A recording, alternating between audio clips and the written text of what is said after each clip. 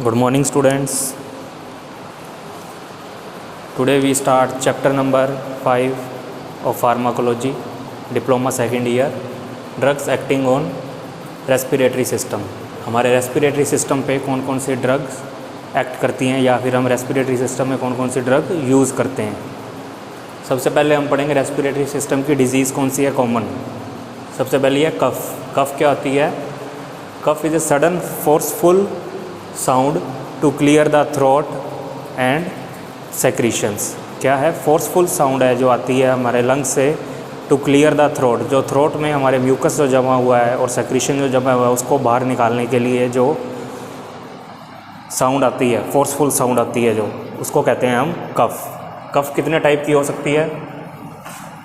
स्पूचम कफ और नो स्पूचम कफ। स्पूचम means mucus जो बनता है हमारे इन्फेक्शन के कारण, जो हमारे लंग्स के अंदर जो म्यूकस बन रहा है उसको कहते हैं स्पूचम, और उसको कहते हैं अपने वेट कफ भी कह सकते हैं। और ये नो स्पूचम को कहते हैं अपने ड्राई कफ, जिसमें कोई स्पूचम नहीं बन रहा, कोई म्यूकस नहीं बन रहा, वो सिर्फ ड्राई कफ है। एलर्जिक रिएक्शन से जो भी हो सकती है इसको कहते हैं अपने ड्राई कफ। और वेट कफ इन्फेक्शन से होती है। वेट कफ जिसमें म्यूकस बन रहा है उसमें अपने कौन सी ड्रग यूज़ करते हैं? एक्सपेक्टोरेंट। और नो स्पूचम जिसमें क्या यूज़ करते हैं, जिसमें म्यूकस नहीं बन रहा, एंटीटसिव। एंटीटसिव में कौन सी दो ड्रग्स हैं? Codeine and dextromethorphan. Codeine and dextromethorphan ये तो हमें कॉमनली नोन है, ये ड्रग ये हम यूज़ करते हैं। कफ सिरप में डेक्स्ट्रोमिथोर्फन तो हर कफ सिरप में होता ही होता है। अब 1 बाई 1 पढ़ेंगे अपने एक्सपेक्टोरेंट क्या होते हैं। एक्सपेक्टोरेंट क्या होते हैं? एक्सपेक्टोरेंट्स इंक्रीज वॉल्यूम और decrease viscosity of respiratory secretion. Respiratory secretion जो इन्फेक्शन के कारण हमारे लंग्स में जो सेक्रीशन बन रहा है उसका वॉल्यूम इंक्रीज कर देते हैं। रेस्पिरेटरी सेक्रेशंस का कौन कर देते हैं? एक्सपेक्टोरेंट्स। और सिलियरी एक्शन, जो सिलियरी जो धागे टाइप स्ट्रक्चर होती है हमारे ट्रैकिया में म्यूकस को बाहर निकालने के लिए, वो उसको कहते हैं सिलियरी एक्शन। सिलियरी एक्शन को इंक्रीज़ कर देते हैं। सिलियरी एक्शन इंक्रीज़ हो जाएगा और कफिंग इंक्रीज़ हो जाएगी। जो वो म्यूकस जो बन रहा है हमारे लंग्स के अंदर वो सिलियरी एक्शन से बाहर आ जाएगा हमारे माउथ के थ्रू। इसमें 2 टाइप की ड्रग्स होती है, एक तो म्यूकोकाइनेटिक, एक होती हैं म्यूकोलाइटिक। म्यूकोकाइनेटिक क्या करती हैं?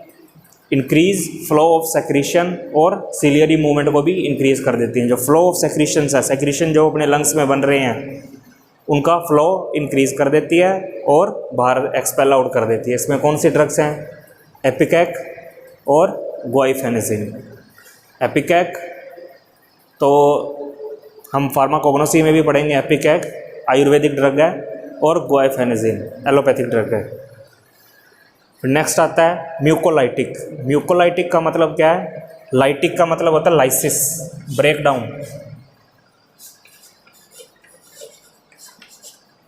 किसी चीज़ को ब्रेक करना लाइटिक का मतलब होता है। म्यूको मीन्स म्यूकस, म्यूकस का ब्रेक डाउन करते हैं ये। Decrease viscosity by splitting of disulphide bonds. Disulphide bonds present होते हैं म्यूकस में, उनको ब्रेक कर देता है और विस्कोसिटी डिक्रीज़ कर देता है और वॉल्यूम इंक्रीज़ कर देते हैं ये म्यूकोलाइटिक एजेंट्स। ठीक है, डिक्रीज़ करेंगे विस्कोसिटी तो वॉल्यूम अपने आप इंक्रीज़ हो जाएगा और जो म्यूकस है जो लंग्स में बन रहा है वो फिर ब्रेक डाउन होके बाहर आ जाएगा ईजीली। इसमें कौन कौन सी ड्रग्स हैं? एम्ब्रोक्सोल और ब्रोमोएक्सिन। ये दोनों भी कॉमनली यूज ड्रग्स हैं, कफ सिरप में यूज़ होती हैं।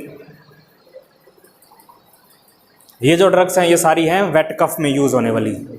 एम्ब्रोक्सोल, ब्रोमोहेक्सिन, गुआइफेनेजिन, एपिकैक, ये चारों ड्रग्स है कॉमनली यूज़ होती हैं हर कफ सिरप में फॉर वेट कफ।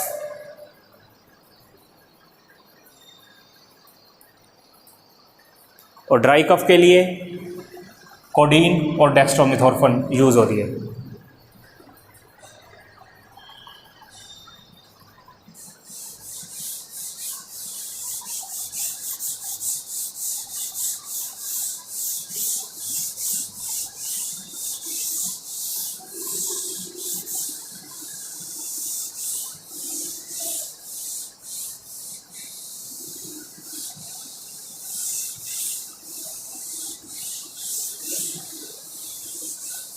अब हम नेक्स्ट बढ़ते हैं अस्थमा।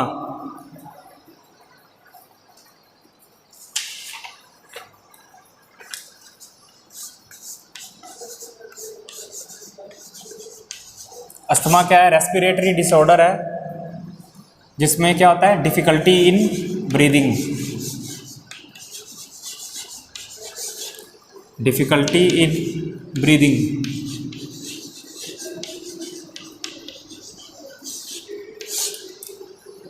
डिफ़िकल्टी इन ब्रीदिंग इसके कई कारण हो सकते हैं। एलर्जी के हो सकता है,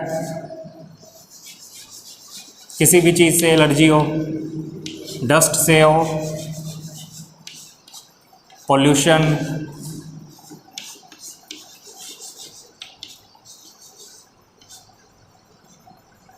पोलन ग्रेन्स,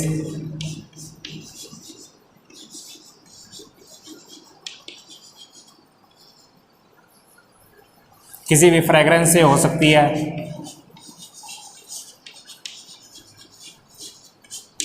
ये कुछ ये एलर्जीज़ हैं, ये इंडिविजुअल टू इंडिविजुअल वेरी करती हैं। ये किसी की फ्रेगरेंस से होगी, किसी को पोलन ग्रेन से होगी। पोलन ग्रेन्स मतलब किसी को खेत में जाने से उसको सांस चढ़ने लग जाता है, वो पोलन ग्रेन्स की वजह से होता है। और डस्ट उड़ रही है, पोल्यूशन है ज़्यादा, तो ये सारे डिफरेंट टाइप्स ऑफ एलर्जीज़ हैं। या इन्फेक्शन की वजह से, बैक्टीरियल और वायरल, दोनों इन्फेक्शन में ब्रीदिंग में डिफ़िकल्टी हो सकती है। वायरल आजकल जैसे अपने कह रहे हैं कि कोरोना वायरस है,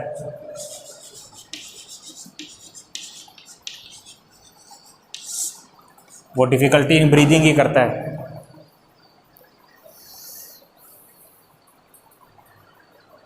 तो ये अस्थमा है अपना। अब पढ़ेंगे अपने anti asthmatic drugs. Anti asthmatic drugs कौन कौन सी होती हैं?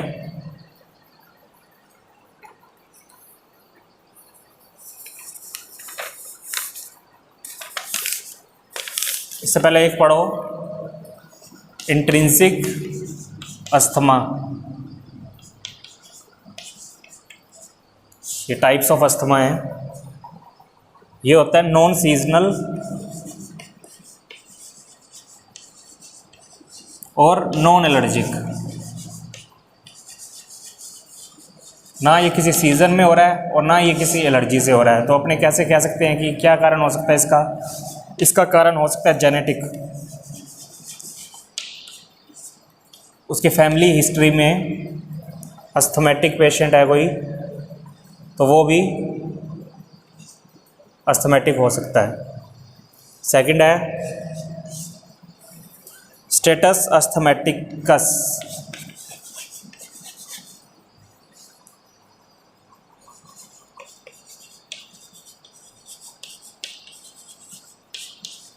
ये किस में आए?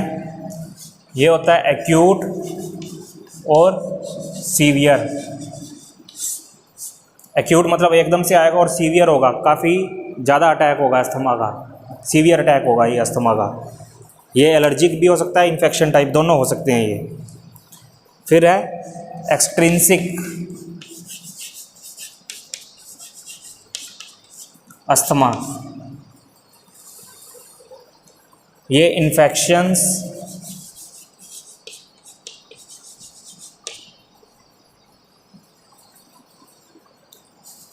कॉल्ड डस्ट पोल्यूशन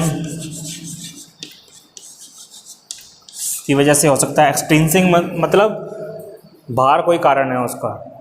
एक्सट्रिंसिक मतलब बाहर से कुछ फोर्स कर रहा है अस्थमा के लिए, उसको कहते हैं एक्सट्रिंसिक अस्थमा। इन्फेक्शन हो सकता है वो, कोल्ड, डस्ट, पोल्यूशन, कुछ भी हो सकता है वो। ये तो टाइप्स हैं, इंट्रिंसिक, स्टेटस अस्थमेटिक्स और एक्सट्रिंसिक। 3 टाइप्स हैं अस्थमा के। अब पढ़ेंगे अपने anti asthmatic drugs.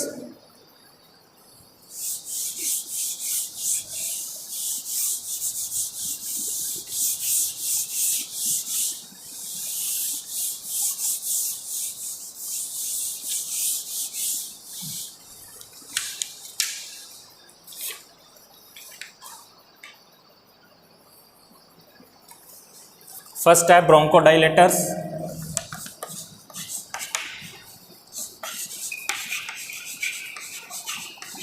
Bronchodilators,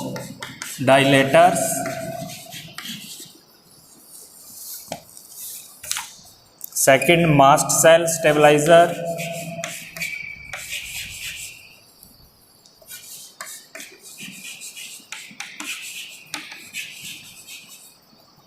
third glucocorticoids,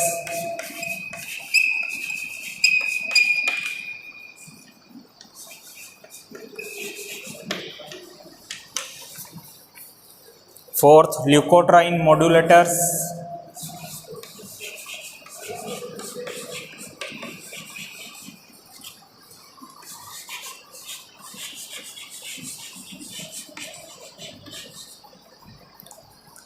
fifth is monoclonal,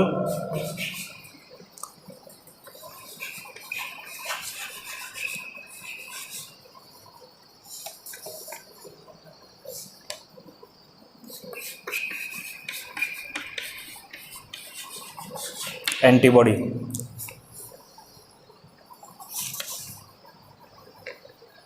ये 5 तरह की ड्रग्स हैं और हम पढ़ेंगे अभी bronchodilators.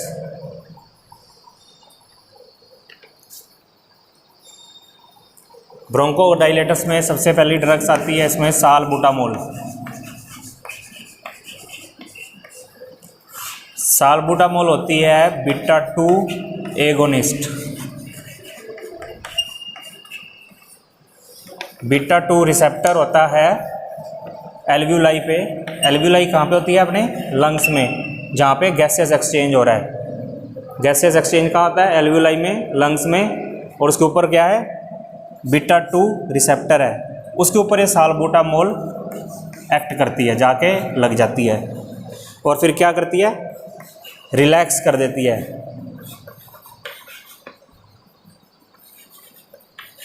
Relax airway, smooth muscle. जो स्मूथ मसल हैं, जो रिस्पॉन्सिबल होती हैं रेस्पिरेशन के लिए, उनको ये रिलैक्स कर देती है और सांस इजीली आने लग जाता है। सालबुटामोल का एक्शन सीधा लंग्स पे है, एल्व्यूलाई पे। ठीक है। इसके कुछ एडवर्स इफेक्ट हैं, एडवर्स ड्रग रिएक्शंस हैं इस ड्रग के, सालबुटामोल के। क्या हैं? नोशिया,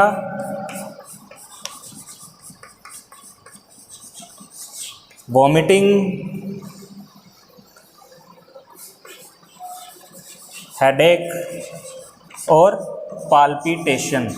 अगर ज़्यादा डोज में ले ली जाए ये, तो ये पाल्पिटेशन और हेडेक प्रोड्यूस करती है। पाल्पिटेशन का मतलब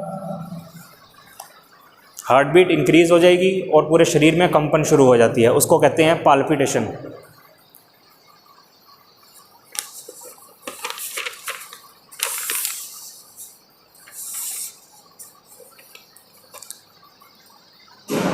ये ड्रग्स हमने पढ़ी हैं आज, ब्रोंकोडाइलेटर और सालबुटामोल। इसमें एक ड्रग और यूज़ होती है, इसको कहते हैं अपने muscarinic antagonist, ipratropium. Ipratropium muscarinic antagonist कहते हैं इसको, जो मस्करेनिक रिसेप्टर्स पे एक्ट करती है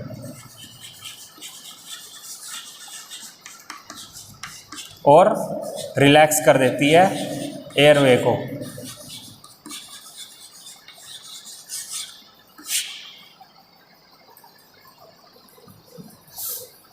इसके भी सेम साइड इफेक्ट है, नोशिया, वॉमिटिंग, हेडेक और ड्राई माउथ।